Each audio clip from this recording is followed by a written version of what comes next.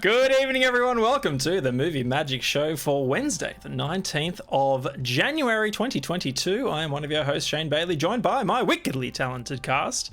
To my right, it's the VR. Hang on a second. He loves his VR and shaking his hips like Shakira. Please welcome the era of Jason Mira. Hola. It's my glasses. They're throwing me off. I can't focus. To his right, it's the dulcet tones in your headphones. Here to engineer a sincere atmosphere, Terry Fear. Good evening, lads and all. And to his right, it's the film filleting, TV show hating, thought elaborating, Mr. Movies, Ben Stapleton. Hi, Shane. Hey, Ben, how are you? How's it going? Good. Good. Did you spend $70 billion today, or was it just film? I'm saving mine. Oh, you're saving yours, right? Okay. You're saving your 70 billion? Nice. One of the comments I saw about that whole thing was like, "That's more than I earn in a year." Yeah. And then I did a Me quick too, buddy. I did a quick back of the envelope thing in my head. And I was like, "Man, that's like more than I earn in 1,000 lifetimes." Yeah, Yeah. right. Oh, Yeah. wow. When you put it that way. Yeah. It's a lot of money. Dulcet Tones, how are you? Yeah, pretty good. I mean, I have a little bit of lower back pain, so, you know, That's still the going. wise viewer, don't grow old. I love the radio jockey Yeah, spin on don't that. age. Lower back pain. Yeah. It's like, how about it's it's like the shopping village introductory voice, except it's the reward is back pain. And the era of Jason Mira, how are you? Yeah, good. I went through my head. I was like, what can I haven't been on the show in a while. You So haven't? apologies. But like I think it was a week, Jace. Yeah, I know, I'm sorry. But I was gonna have like one of those like Woolworths chocolate cakes prepared, like sitting here to like celebrate my return. And then the whole podcast just me just eating it. Just sounds like an excuse to eat a whole cake, Jace. It just So last week, on my lunch break, I was just walked into Woolies and you know what? I'm just gonna get a chocolate cake because I'm an adult and it doesn't have to be anyone's birthday. I know that. Yeah. Yeah, that's like the greatest superpower of being an adult is like, you know, I want to eat a whole damn chocolate cake, and I'm gonna. And I'm gonna. Like, yeah. I watched have the the podcast $12 for this about Woolworths chocolate cake right now. This is going It's to be like great. $7. Whoa! It's price to calorie. It's hard to beat. There's this podcast I watch, and there's this segment where people call in about those kind of things. Like, now that I'm an adult, I just realized, and then they're like, you know, I would have just one phone charger that me and my partner would share, and then we just realized we could buy another one. we could each have a phone charger. We don't have to wait until Christmas for someone to give it to us or whatever, or a new phone. Yeah. Things like that. But they just That's realized. That'd be pretty they're an amazing. It's adult. like, I don't have to wait till Christmas to get new socks. I could buy new socks every Exactly. month. Every month. Amazing. You know what else is amazing, dear viewer? The Movie Magic Show. Every Wednesday, we Chocoheads get together to love, like, bash, and trash the latest the entertainment world has to offer right here on twitch.tv/magic_casts. You can catch all our past reviews on my YouTube channel. Just search Magic Casts, one word, on YouTube. Find all of those fantastic reviews there, if I do say so myself. And follow us on Twitter as well, at Movie Magic Show. We'll notify you when we're going live and tell you which films we're going to be discussing. Speaking of films we're going to be discussing, this week, you'll notice in the title, we're reviewing 2 Netflix films in Tick, Tick, Boom, starring the one and only Andrew Garfield, and Don't Look Up, the latest satirical comedy from the brilliant mind of Adam McKay. Looking forward to getting into those. Before we get to those reviews, though, we need to set up our end games. These are games we like to play with you at the end of the show. First and foremost, we have 2 film quotes for you. You need to try and guess which films they're from. I'm going to Mr. Movies Ben Stapleton for movie quote number 1. Okay, here we go. I don't know that one. It is too late. You have regarded the cards. Do not know it. I do. Dulcet Tones is onto it. Well done. And movie quote number 2, courtesy of yours truly. Here we go. Isn't it strange to create something that hates you? Do you know it, Ben? You chuckled as you. No, it's a really funny line though. Isn't it strange to create something that hates you? I think I do know this. I've got backup quotes. Yeah. I've got backup Something quotes. about a teenager. We're talking about Interesting. something. Interesting Ultron. guess. Well, Ultron. Anyway, those are the 2 film quotes. They're going to scroll by in the ticker below. Guess them in chat if you can. We'll give you the answers at the end of the show. And the other game we like to play is 6 Degrees. We're going to give you 2 actors. You need to try and link them via actors they have starred alongside. I defer to the era of Jason Mira for this one. All right. So one comes courtesy of a conversation I had with someone yesterday. It's like, oh, look at this Instagram post of Carl Urban, just in his shorts and t-shirt at an event cinemas to go watch the latest Scream movie. And the person I was talking to just went, "Who's Carl Urban?" And I went, "Oh!" Did you immediately unfriend them? No, it's a bit complicated. Via punch to the face. No, I can't do that. But Carl Urban and Jennifer Lawrence. Carl Urban to Jennifer Lawrence. Let's try and connect those two at the very end of the show. But before we get to the end of the show, let's get to the start of the show. Before we get to the start of the show, I was going to say this earlier, but this is something that I've noticed over the last, I want to say dozen episodes, and I've never called it out, but I love it when specifically the Dulcet Tones and Mr. Movies wiggle their bodies and react to my introduction of the show. I don't know if you viewers, pardon me, have noticed this. Yeah. I see it in the corner of my eye every time. I watch it back each episode. It gives me the chuckles. I just want to call it out. I love it. Thank you, guys. Yeah. Honestly, I didn't Wickedly think you talented, noticed. guys, and you get the Joined by my wickedly talented. You know what? That has survived since the Awesome Addiction days when we weren't even on video. Did you used to do that then? Yeah. I do not see. I mean, I was too focused on delivering that line with such great gusto. Yeah. I never noticed. Amazing. Anyway, I just wanted to call that out. It's something that happens every week, and I haven't mentioned it. So thank you, gentlemen. Yeah. Anyway, let's move on now to our first review. It is of Tick, Tick, Boom. This is a 2021 American biographical musical drama film directed by Lin-Manuel Miranda in his feature directorial debut. Written by Stephen Levinson. It is based on the stage musical of the same name by Jonathan Larson, a semi-autobiographical story about Larson's writing a musical to enter the industry. The film stars Andrew Garfield, Robin DeJesus, I don't know, Alexandra Shipp, Joshua Henry, Judith Light, and Vanessa Hudgens.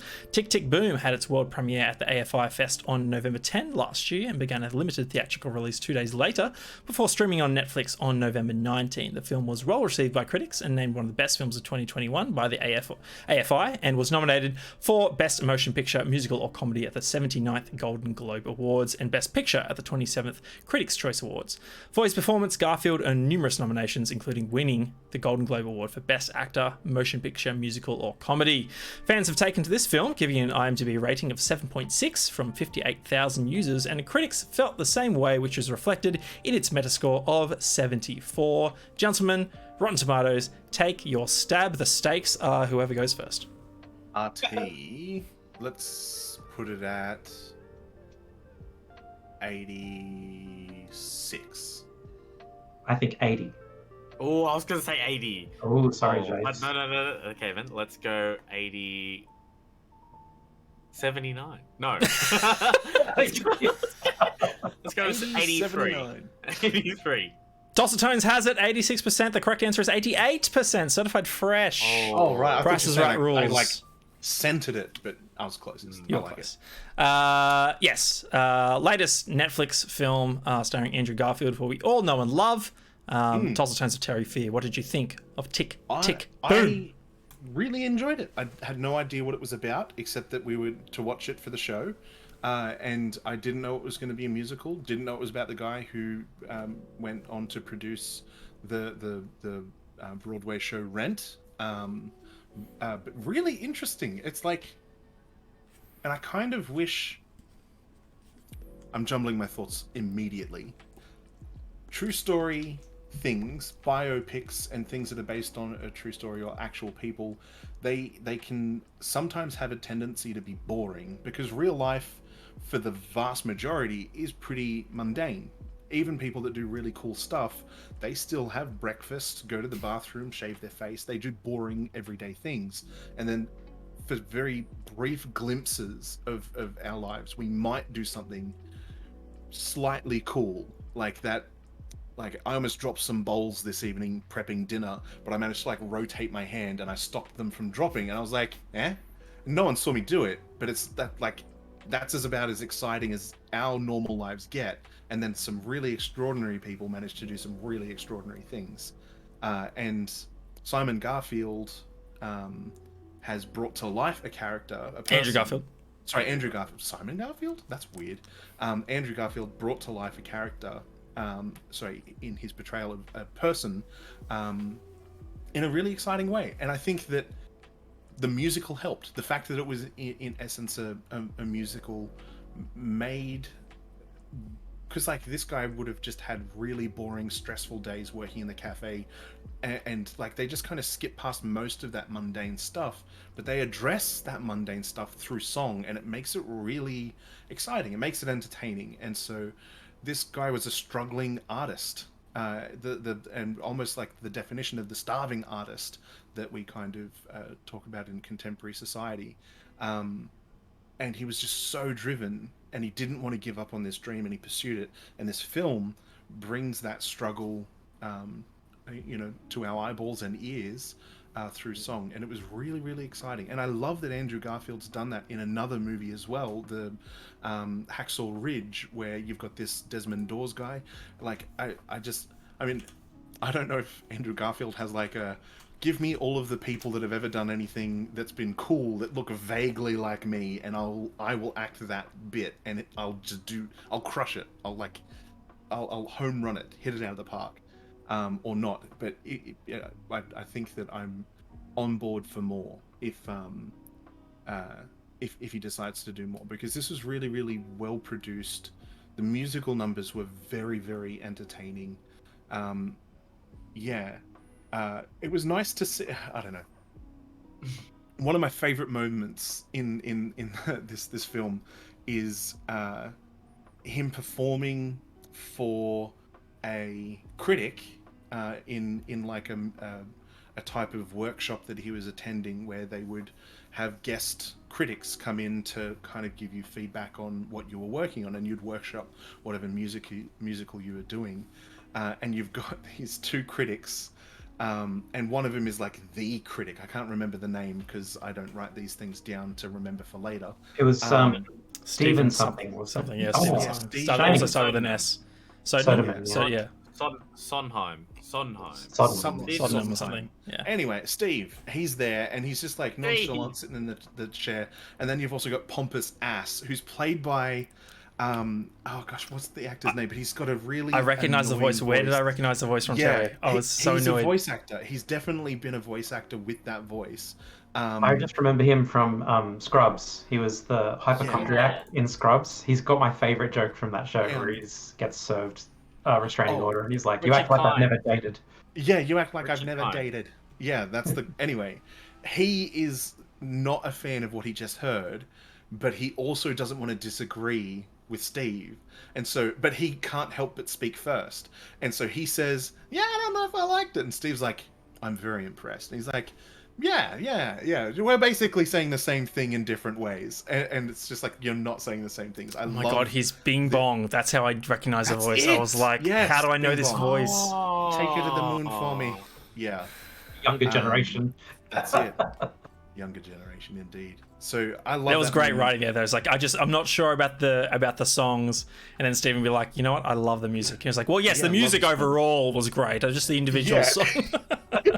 Yeah, and then, but he then, like, I just love that he, without hesitation, completely disagrees and is not afraid to have his own differing opinion. But this guy is like, I will immediately abandon every and any position I hold in order to be on the same team as this guy. And I really enjoyed that particular moment. I like that the film is tackling his... entitled after his first musical, in Tick Tick Boom, and in the background you have all of the framework. The foundation is being laid for what would eventually be the magnum opus of his career in Rent. Like, you've got his close friends and colleagues who are a part of the gay community of the time in the early 90s, and like, AIDS is like a huge health scare at the time, and seeing it through the lens of that community in this screen, and how they're like terrified of the thought of, you know, ending up HIV positive, and you know, the health system being what it is now versus what it is then, it was way closer to a death sentence at that time at that time, just It was a death sentence, Terry. It was like, yeah. he said, I'm HIV positive, so I might have a year. Yeah, he's like, who knows? I might be lucky and I might live a year. Yeah, I didn't mean to pull punches. It basically was a death sentence. Surviving it at that time just wasn't a thing that happened. And yeah, I liked that this film didn't pull punches. That was something that they were struggling with. And I loved the interactions between Andrew Garfield and his best friend, who was this ad agency guy who was like a high school hotshot actor who's like in reality just a mediocre average actor. And he's like, there's so many things that I can't have that I want, and so yeah, money and success and these things are what I'm after. And like that struggle of being a social pariah because of your sexual orientation, and the reality that was then. And not to say that it's gotten a lot better. There's like society and culture is way more accepting of homosexual couples now than they ever have been. But yeah, I don't know. I like that the spotlight was kind of shone on that in the same way that oh my goodness, we watched it at the cinemas, and it's about the Welsh mining community and Pride.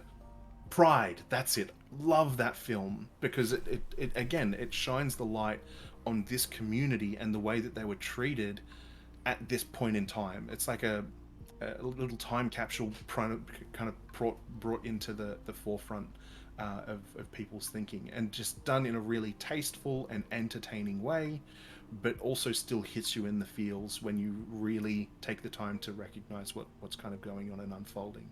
So yeah, I loved that it's Tick Tick Boom, but underneath you've got the simmering sauces and juices of Rent kind of coming through. I've never seen Rent, and I don't know how inclined I am to watch either the film or like a video of a stage production of it.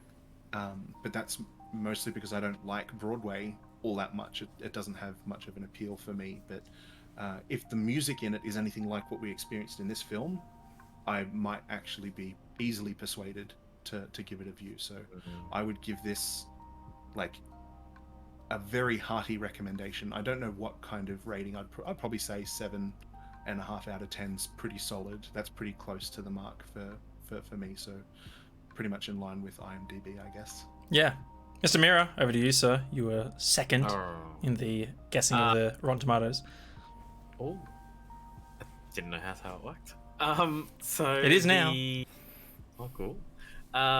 Yeah, so full disclosure, I've only seen up until the end of Act 2 because time and being an adult, and you just don't have enough time. And Halo. But what I've seen of it, yeah, and Halo. So from what I've seen of it, I don't really like musicals. Famously said that I don't think I'll ever watch the Rocky Horror Picture Show or Grease. And yeah, I'm more upset about the first one than I am the second one because I also haven't seen Grease. I'm with you, brother. Thank you. And yeah, going into this, the person. What about The Lion King, Jace? I've seen The Lion King. Yes. Who hasn't seen The Lion King? So yeah, going into this, I was like, hasn't seen Grease. Look, we'll watch this musical. We'll see how we go. I'll roll my eyes when the songs start coming, and the songs started coming thick and fast and whatnot. But I think at the end of the second act, there's that musical number that the two female leads of his musicals are singing, and I think by then I was like, okay, yeah, these songs have kind of already like pulling me in.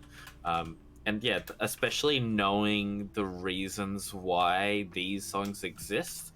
Yeah, I think it's really powerful to know that backstory. So yeah, I think from what it seems like, the Tick Tick Boom is like is that little musical production that he did, and which is why it keeps going back and forth to him on stage. And I guess what the film is doing is going through the story behind the songs, right? And like one of the reasons, like one of the reasons why I like the music that I do is sometimes knowing the reasons behind, why they wrote this song or why they wrote that song. Yeah. So I think Yeah. that extra bit of information, it kind of engages the audience a little bit more, and you get a bit more of an emotional reaction to it. So and spoilers for those in chat who still haven't seen this film. I haven't seen all of it either, so watching Andrew Garfield sitting there watching her sing on the rooftop and watching his reaction is kind of like, I think the audience who are really enthralled in the story, watching the performance and knowing the emotion behind what she's singing, So I think that did a really, really I think they did it really well. I didn't know that Lin-Manuel Miranda directed this and wrote this as well. So that's when you said it earlier. I was like, oh, that's why he. Yeah, okay. So yeah, I thought that was really interesting. And obviously having Vanessa Hudgens there to lend her vocal chops in there too really helped, and having a lot of like really good and chops. Yeah, really good singers and performers there as well. Watching the scene in the diner, the person I was watching it with I pointed out a few people. It's like, oh, these people play blah blah blah in Hamilton. I was like, oh, okay, that makes sense. Having these people there. So I thought, good casting. The music was good. Obviously, I'm not much of a musicals guy anyway, but like, I don't hate it, so that's a plus, I guess. So glowing review from Jason. Yeah, I guess here's testament to like how good this movie is, right? I want to go back and watch the last half of this movie instead of like, I'm done. Yeah, nice. So, there you go. It's good to know. From what you said, from where you're up to, Jace, sounds like you only got like 15 minutes left. No, I've got like, according to the timer thing, I had like 50 minutes left. Oh, really? Yeah. But you said you were up to the part where he's watching her sing his song. Yeah. Back to Sure. He's on the roof and they're doing the show. Well, they're The doing. cast and credits is like longer than I remember. You're pretty close to the end of the film because that's. Oh wait. Unless you're talking about green dress. That's about right. No. I don't think Okay, sorry. Yeah. According to Netflix, I have 34 minutes and 50. Sorry, 34 minutes and 56 seconds left. You're close to the end. It's about 10 minutes of credits. Yeah. Okay. Wow. Before I go to you, Mr. Movies, Maxi Geek in the chat, thank you for joining us, sir. A good musical number can be listened to many times with layers within them that makes each listening better. Hamilton is a musical for die-hard musical fans, not for casual watchers. It takes a few runs to get through it and understand it. Mr. Movies, you are not a fan of the musical genre for the most part, right? How did you feel about this one? I think I know why I'm not, and it's something I just figured out. I think the reason I don't love it is the same reason I don't love hugely metaphorical, dense, deep diving into the human psyche kind of movies, like Lighthouse, or I'm thinking of Ending Things. Eyes Wide Shut, would you classify that as one of those films? No, Eyes Wide Shut is just like a very literal, crazy night. Okay, because I feel as though that's just like a metaphor, just stretched to its absolute limit, sort of thing, and in cinematic form. In movies like The Lighthouse and I'm thinking of Ending Things, it's like, is what I'm watching happening? Is it a dream? What does it? Am I supposed to take some sort of deeper meaning? Am I supposed to solve a puzzle right now? Or am I just being, thoroughly entertained and kind of my hand held and taken through the process? I mean, like, I'm strawmanning the non-deep movie, but that's what I'm getting at. I don't love that idea of Only God Forgives. Is that oh yeah, Only God. Yeah, I don't. To name the film that should never be named. So I don't love the whole artiste thing, and I also will never say it's bad and you're wrong for liking it. I would also say I feel like I'm at fault for not trying hard enough. Perhaps I'm just not built to withstand it. You're built. So this, yeah, I'm poorly made or what have you. And then the musical thing, it's the same thing again. Like, I can never, and it's the same. It literally is the same thing for all musicals. I can never just reconcile with why are they singing? I like they're singing, and I'm like, are they singing, or is this like what they're feeling? They actually had a conversation about this back and forth, and we're just seeing it in song after, like, sort of. I like sometimes it's quite literal. Like, there's one song in this movie where Jonathan just starts a beat at a party, and then everyone else just starts coming along, and he just makes up a song off the top of his head, and he's literally just singing to his friends, and they're all kind of they get in as well. That was my favorite song. So I was like, also, how amazing is that guest who's just like blown away by his talent? He's like, that was amazing. Yeah, he's like fly on the wall. Like, he's the one non, like, I'd suppose creative. Now, sorry. you can't, like, say I haven't tried, because I've watched a bunch of things. I watched Rent. Rent is even worse, because Rent isn't like there's a narrative with songs. Everything is sung. It's like a special type of musical where every piece of dialogue is, even without music, sung instead of said. And that one, I was just like, I don't know what to make of this. I don't know what to make of this one.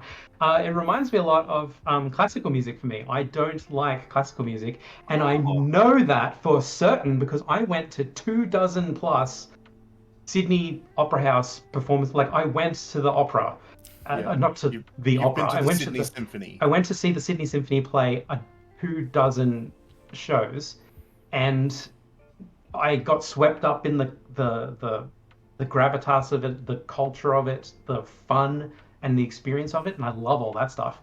But I can't get into the music. I'm daydreaming. I don't daydream when I'm watching anything, and when I'm watching the symphony play, I go off. My number one thing experience in watching the Sydney Symphony play was when they did Beethoven's Fifth, and I recognized a bunch of the score from like A Clockwork Orange and basically just A Clockwork Orange. I was like, oh, this is the part where they're in the record shop. I love this bit. And then I was like really into it, and then it like drifts off to something else, and I'm like, oh, okay, that was fun. So I guess what I'm saying is, don't love musicals, and I'm sorry, not don't love musicals because they suck. Didn't love the musical part of this, but I really loved all the other parts. All the tick tick boom parts. That part made sense, where they're singing on a stage telling his story. That's like, I know why they're singing. That's great. I'm there. I get it.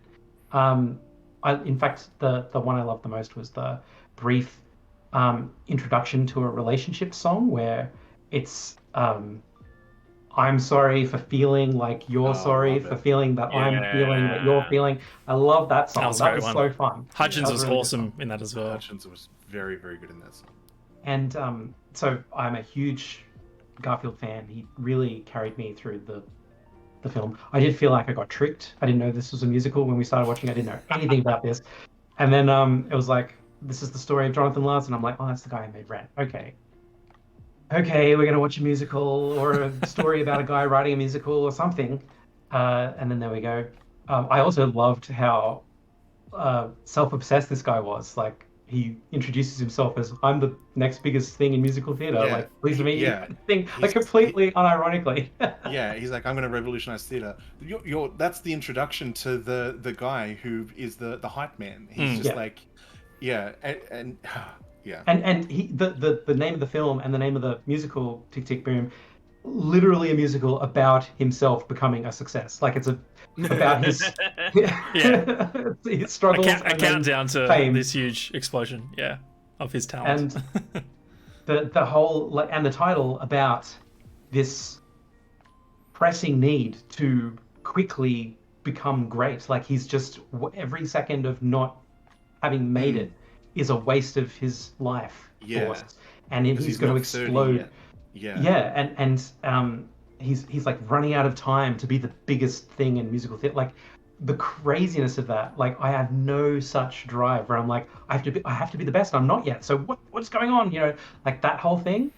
Shane, you've got a bit of that. Like I would always talk to you, and you would talk to me about your career, and you'd be like, I can see myself doing this and that, and I want to shift and pivot and stress this muscle and learn this skill and work with these people. And I'm like, I just want to get to Friday, Yeah. When can I retire? So I loved watching that gene, that weird condition play out. And again, I love Andrew Garfield. He's so good in Hacksaw Ridge. He's a Seventh Day Adventist in that one. He's so good in Silence, playing a Catholic in that one. He is Jewish by nature. He's just like this guy. He's like this real actor who wants to explore and perform and convey. And I'm there. I'll watch it. What else did I think? I thought especially to back up what Terry was saying, to choir Terry's solo. The AIDS thing, I was really over compelled with. Like it was really intense. I love how they mixed this bug of his self-obsession with the disease literally destroying his friend, and he's destroying his relationship with his friend with his own selfishness, and like he has to push to see what's right in front of him and force the reconciliation, all that kind of stuff. I loved all that kind of stuff from a plot point of view, from a storytelling point of view. So there was a decent movie in there. It's just I had to be tricked into watching it, because if someone was like, you got to watch this musical about Jonathan Larson, the guy who made Rent, I'd be like, we'll just believe you that it's really good. I feel the same. It's like, Ben. can we not but say we did? Exactly. I'm the same with you, Ben. I didn't think I would have watched this film if I didn't have to. And not to say watching movies for the show is a chore, but like, if it wasn't like... And I'm the same as you, Jace, when it comes you guys to... felt that way. I was like, I mean, yeah, because I don't know, I didn't feel like I had to be upfront about it. I didn't feel like I was tricking you guys when saying, let's watch Tick Tick Boom. It's got Andrew Garfield in it. I didn't know really it feel was tricked. And I just didn't know anything about it. Yeah, I'm not on the I felt tricked but I'm okay with it bandwagon. I like musicals. The other thing about it, sorry, I really do think about this a lot. Like, why don't I like classical music? Why don't I like musicals? It's so stereotypical of me to not like them. Like, it fits so into my 2D traits as who I am. Like just write in dot points the first 5 things about me, and then make assumptions about these these questions. Do I like this kind of movie, that kind of movie? And in this case, it perfectly lines up. And like, I don't like that. Like, everybody wants to feel like they're, But here's the thing, though. Do you dislike that more than you dislike musicals? Well, Because if the answer is no, then it really doesn't matter. I'll tell you, there was probably a reason why I went to like the 2 dozen like Sydney Symphony thing. It's like I gotta break out of this, Yeah. That's like me when I didn't enjoy Red Dead Redemption. I was like, come on, Shane, everyone loves this game. Let's go. I tried like 7 or 8 times. I'm like, I just don't like it. I saw Will in chat. He said, Will just said, I can't think of anything worse than a musical. and again, the first thing I thought when I thought that is like, classic Will. Like But like, I could have picked it, because again, like, I would have just gone, I bet Will doesn't, because Will is blah blah blah blah, the type of person he is, and that's like a hugely it literally is stereotyping the man. So like, and I don't know. So I wish I knew what it was about musicals that Maxi Geek in chat loves, like really what it is about it that tickles him, and what it is about it for me that doesn't tickle me. And I have at least one reason, which was that whole metaphor thing. I just can't get over the lack of realism or whatever. You know what I'm trying to say? Yeah. I remember like back in the day, Awesome Addiction days, Hendrix would also always talk about just the lack of realism for these people just breaking out in song and dance. Like, who does that? He can't buy into that ever being something that would actually happen in real life, and so for him, he's just immediately disconnected as a viewer of the film. So, yeah, I don't know. There's something about me that just like, I don't know. I grew up watching High School Musical. I don't care. Like, it's thrilling and exhilarating, and I love just the pomp and epicness of these numbers that I'm along for the ride whenever it happens. And yeah, to your point, Ben, around just like, is this a song that is being sung in like monologue, where it's, you know, only the person singing is hearing themselves and they're just expressing themselves, or is, you know, the rest of the cast able to, is this, you know, a song or feeling that's being communicated to the rest of the cast in this moment? Or is it a sense that it's a dumb question to ask and you should just sit back and enjoy it or whatever? Well, Like, that's the thing. I like discovering what it means in the moment. You know, it's like, oh, okay, this is, you know, to your point, there are moments where the song is, it's obviously being heard by everyone else, and it's obviously not. So yeah, for me, it's just like I'll let the music do the storytelling, or the movie do the storytelling, and I'm just there to yeah, gobble it up as it unfolds. I enjoyed this one as well. I think Andrew Garfield, you know, clearly carries this one entirely. There aren't too many particularly well fleshed out characters outside of his own. In fact, I'm not sure there are many scenes without him in it at all. So yeah, it really is a lot of weight to bear on his shoulders for this film, and he absolutely knocks it out of the park. So yeah, really enjoyed his performance. I thought the character of Jonathan Larson, I don't know him from a bar of soap, like I know the name, but that's about it. Incredibly vibrant, just someone that you could really be on board with for their entire, you know, mission to become the best. Yeah, I got that same, to your point, Terry, struggling artist. This is my one and only pursuit. This is what gives my life value, kind of like an Andrew Neiman in Whiplash kind of vibes, right? Where like every other element of his life is suffering due to this one constant pursuit of greatness. But it means the world to him, and so he literally can't do anything else. Like he doesn't allow himself to choose any other option other than the pursuit of greatness. So yeah, and again, it reminds me of the quote out of Whiplash, right? It's just like, there are no two words more damaging in the English language than good job. Good job. Like, he's not going to settle for mediocrity. He's going to be the one to change musical theatre. So yeah. I also loved the evocation of the idea that you have to make it in New York. You have to be on like a Broadway adjacent. You have to be in the city and painfully struggling and all that kind of stuff. I mean, like, from a locale point of view, like, he had to go. He has to be around actors and singers and other artists and stuff to collaborate. But yeah. So from a point that's kind of, I don't know, it must be less true than it was back then, but I liked the being in the city, because that's where it's happening, you know, that whole thing. I like that too. One of the lines that he says is like, nobody likes to live in New York, like, because his SO is wanting to move to the Hampshires or whatever it was, Berkshires. I think so, yeah. I can't remember. Berkshires, yeah. One of the others. And he's like, nobody likes living in New York, but it's like, what Ben just said. It's like, that's where it is. This same as LA and you know, Hollywood, that has that appeal for people that are wanting to either be adjacent to that craziness or to be involved in the craziness of Hollywood. That's where you've got to be in order to do that. And to kind of go elsewhere, if that's what you want to do, is crazy. It's anathema to do it. Worcestershire sauce. Worcestershire.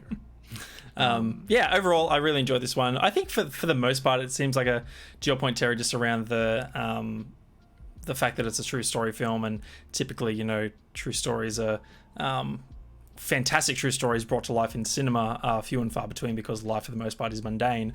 I did think this one was like a fantastic story to tell. I'm glad I watched this one. Like, what a tragic story, you know. I did not know that, you know, he passed away the night before the debut of Rent. That's absolutely insane. At 35, ridiculous. I forgot my point. Oh, that's right. I do think that the section of Jonathan's journey that this movie brings to life is, I don't know, for lack of a better term, a bit predictable. Like, it wasn't I don't know. I feel as though it followed a couple of like cinematic tropes. And not putting any shade on his own story. Like it's a fantastic story, but I didn't feel as though this was a particularly groundbreaking film, if that makes sense. Like the story, I really enjoyed. I like the music, the performances are great. But when I step back and look at it, the story arc as a whole, I'm just like, oh, okay, this is a tragic story, but filmically or cinematically, this isn't anything groundbreaking. But look, I think there's still plenty to enjoy in this one, so I can recommend it for anyone who isn't hating on the musical genre. Anyway, we're going to wrap it up there. That is our review of Tick, Tick, Boom. It is on Netflix right now. You can check it out for yourself. Let's move on now to Movie Actor Go, gentlemen. Who's ready? Oh, I'm waiting for this one. Oh, Jason's ready. Let's do it. Mr. Mira, you may kick it off, sir. To Terry, Movie Actor Go. Let's go with Emma Stone. La La Land.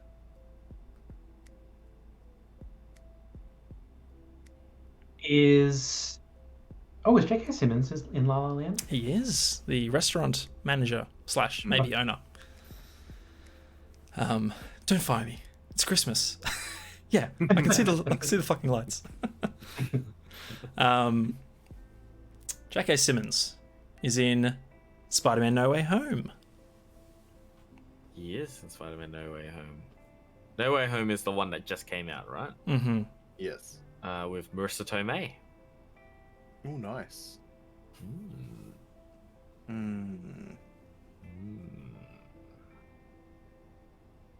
Sorry, I just like Marissa Tomei.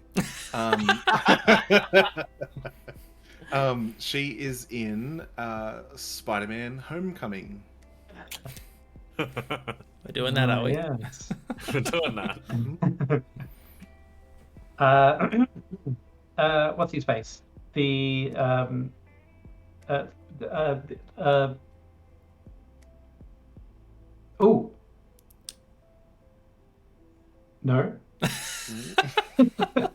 Trying to remember what's his buddy's name. What's that kid's name? All right. Yeah, I'm not sure. Oh, I knew it for like a day. All right. Yeah. Isn't Robert Downey Jr. in that one? he is. Yeah. Yes. Robert Downey Jr. is in Fuck, here we go. Kiss Kiss Bang Bang. Oh, okay. Nice. Okay, I thought you were going to go with the judge. Yeah. Val Kilmer is in Kiss Kiss Bang Bang. He is. Val Kilmer is in The Saint. Ooh. Damn it. The Saint has. I don't even know who else is in It that. has a leading lady. It does have a leading name, but I can't remember her name. Goldie Hawn. I don't know. No. Definitely not Goldie Hawn. Good guess though. From the past. Well, I don't know who else is in that one. Me either. Elizabeth Shue Elizabeth Shue. Elizabeth is the one that Shue. you're thinking of. Sorry, Ben. As well as the Russian guy from Eurotrip. Okay. And Emily Mortimer's in it. Oh, Emily Mortimer. Vince And McKay the herself. Russian guy, as in the guy who's like, we just got Miami Vice, top number one new show. Yeah, that guy. Yeah, I like that guy. He's Boris the Blade in Snatch. Toss the tones. Oh, yes. Yeah. If you had to go, Yes. sir, to me. Mr. Mira. Yeah. Back to you. Oh, here we go. Okay. Let's go with Jim Carrey. Jim Carrey. Sonic the Hedgehog. Oh, God. Nice. Sonic the Hedgehog has James Marsden. It does. James Marsden. I haven't is seen it. He's in 27 Dresses. Okay, alright. 27 Dresses has Katherine Heigl. Mm-hmm. Katherine Heigl. Oh, my goodness. Okay, Katherine Heigl is in Knocked Up.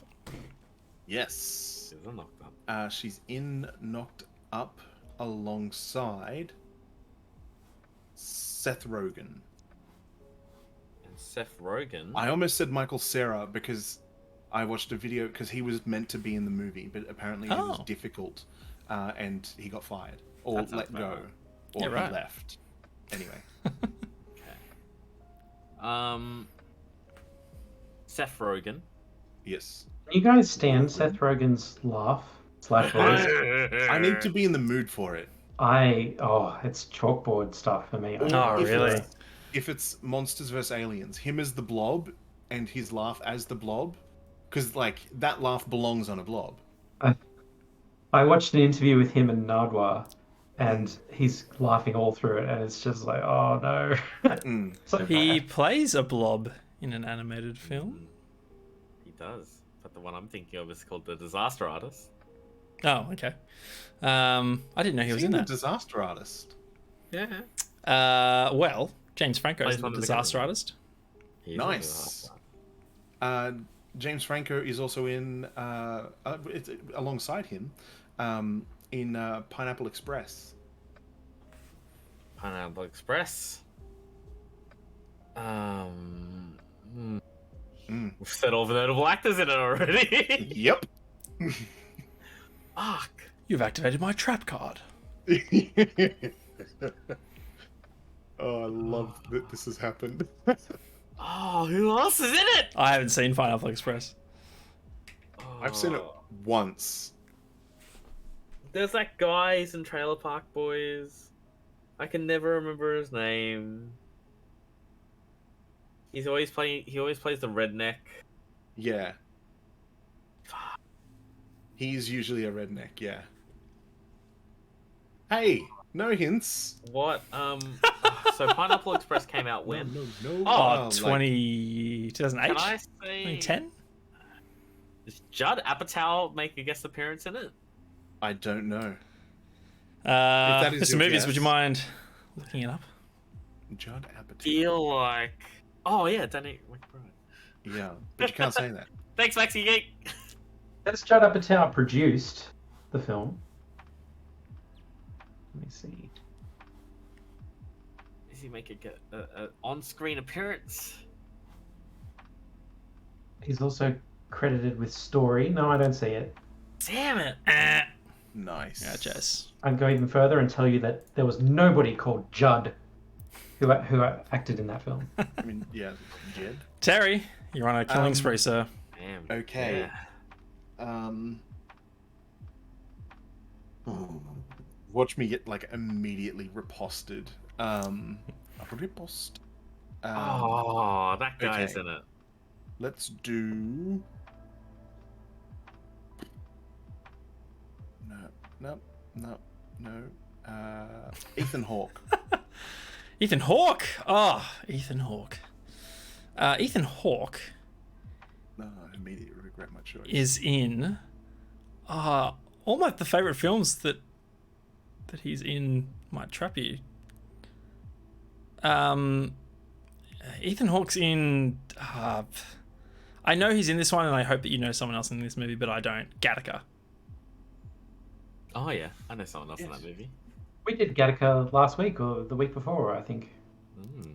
I There's a way knew out. that I shouldn't have said Ethan Hawke as soon as I said it, because all of the movies that I think of when I think of Ethan Hawke are definitely movies that I don't think you and I have in common. Yeah, he's definitely in Dead Poets Society. That's a good one. Captain, my captain. Gattaca. What's Gattaca about? Space. It's about like DNA. People with good genes go to space, but people with the shitty genes go down, like stay. Sorry, did I Okay, say set it up- Gattaca? I meant Training Day.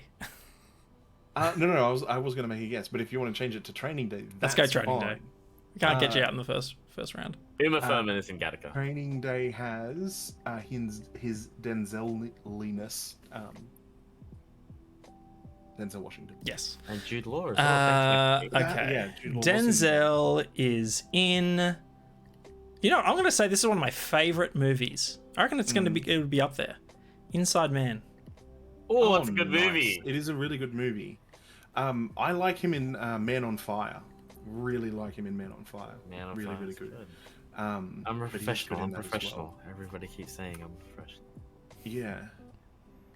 Okay. Book of Eli's fine. Book of Eli is such a weird watch the second time. Like you watch it again, you're like, all right, Blind, let's see what you and you're like, you can't reconcile a lot of the movie, but fun. I think you decide whether you love or hate Book of Eli in the final 5 minutes. Yeah. And I got there and I was like, what the fuck was that? It's a real throw the remote moment at the I end. I was literally like, you got to be fucking kidding me. Sorry, Gary Whitta. Don't like It's a it. Gary Whitta film, yeah. I love Rogue One though. My favorite Star Wars. Yeah. Oh, 'cause that's a good Star Wars. He also did Right After Earth though. So Oh, did he? Oh. Hang on, After Earth, as in the Smith. Scientology propaganda film, or No, that's Battlefield Earth. oh, yeah, right. wait, is After that Earth is- is that really? Apparently, yeah. Yeah, somewhat. Somewhat. Anyway, the Inside Inside Man. alongside him is his is Clive Owen. Look what they make you give. Born Identity. Oh, nice. Very nice. Yeah, he's the sniper in the field. He's I'm like, going to headaches interject with terrible. whatever Terry says. Oh, okay. I thought you were doing it now. I got excited. Oh, what did you say, Terry? I said that he's the sniper in the field. He says that headaches, like I get the worst headaches. Yes. Yeah. Oh, sorry. I thought you... Sorry. I thought you said an actor. I said I was going to interject as soon as you say the next thing. Just switch it up. You know we do that okay. thing. I thought you were There's two people left. now. No. I'm going to Right. do it when you say the next thing. Okay. Well, I'm going to say Matt Damon. Because I can't think of anyone else in Born Identity. Interjection! Ben, what are you Hey, interjecting with? Do you? Well, I don't want to get Shane out with my interjection, but do you know any other character actors in Suburbicon?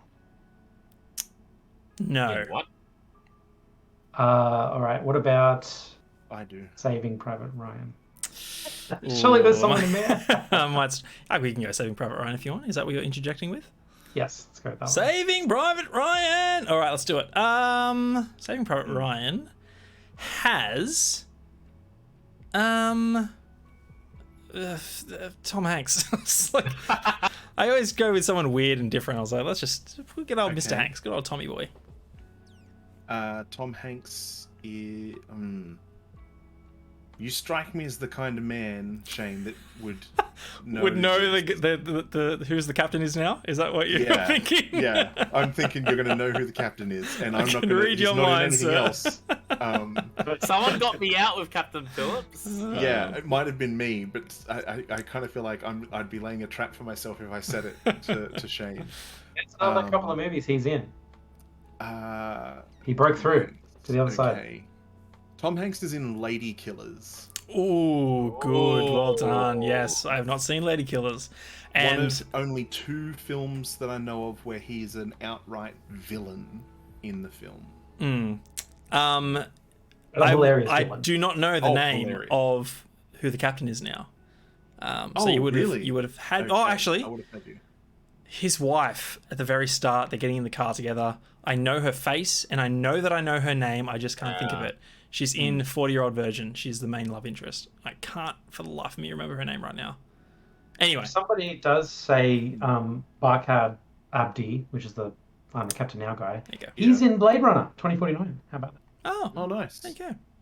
Barkhad. But you said Lady Killers. I did. May I have the year Lady Killers was released? I'm gonna guess like 2004. 2000. Sorry, okay. Terry. 2004. I feel like I was gonna this? say 2003. I might be getting my films mixed up here, but was this a Vince Vaughn film? It was a Coen Brothers film, and Vince Vaughn wasn't in it. Nah. But, sorry. Yeah, Who else was in sorry. it? Shane's in it. J.K. Simmons was in it. Marlon Wayans was in it. Who else? Nobody else I know the name of.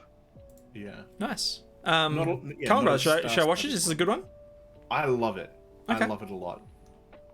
See, It's really good. Yeah, very entertaining. Ben, can you just check Just Watch? We might add it to the list. Yeah. Nice. Wunderbar. That was Movie Actor Go. Well done to the dulcet tones of Terry Fear. Triple threat guy. That was a hat trick.